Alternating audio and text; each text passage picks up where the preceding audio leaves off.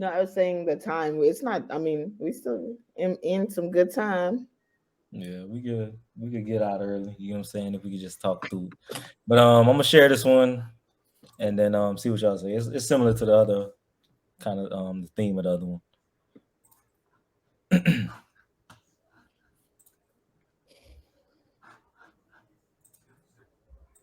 This nigga again.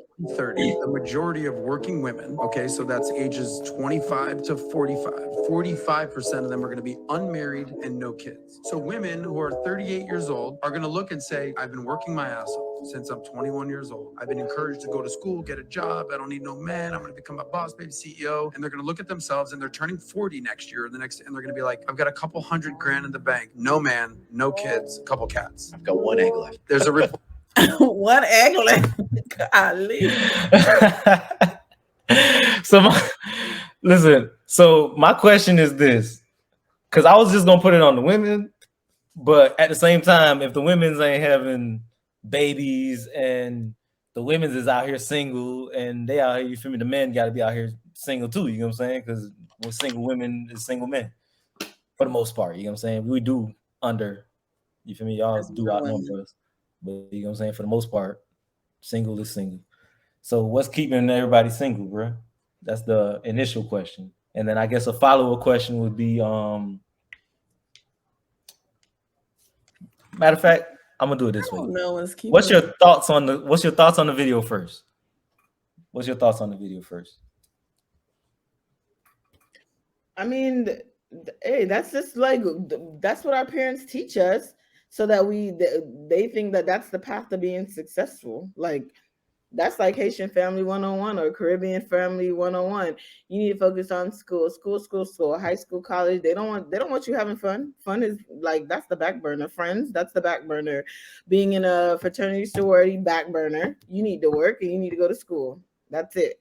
And then you need to focus on a man afterwards. That's the first thing they ask you when you graduate in. It's like, oh, where's your man now?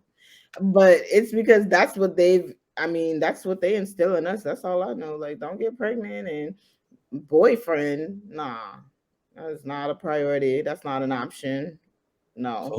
who you think was pushing that, bro? Like those, it was like the moms, the dads. You know what I'm saying? The parents, both parents. Like who's pushing? Like okay, Yeah, you that push comes school, from school, both. school. I think that comes from both parents, to be honest. I mean, at least my mom, that was her narrative. That was her plans. We're not worried about a boyfriend. School, and start a career. That was it. I think in Caribbean households, especially because we're like first generation Americans coming from Caribbean households, and they had it very hard because they're coming from a different country and they're coming here and starting over. So the only thing that they know or see is success. And the only way they know how to get us there, because they're starting off below the standards, because they had to come here and start from scratch. The only way they can see that they can make their children successful is through education. Education is free in the United States, it's not free in their country.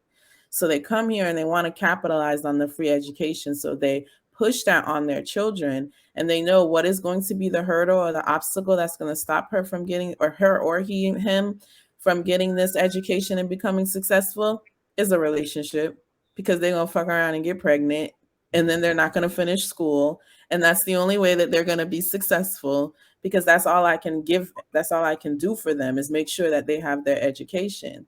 So I think for first generation Haitians or Caribbean people, their goal is to make us successful, and that's the only way they knew how to do it, because that's all they could offer us.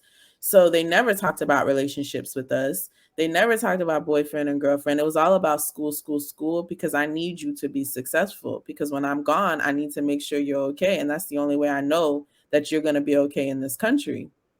And the flip side, it made us work, work, work, focus, focus, focus.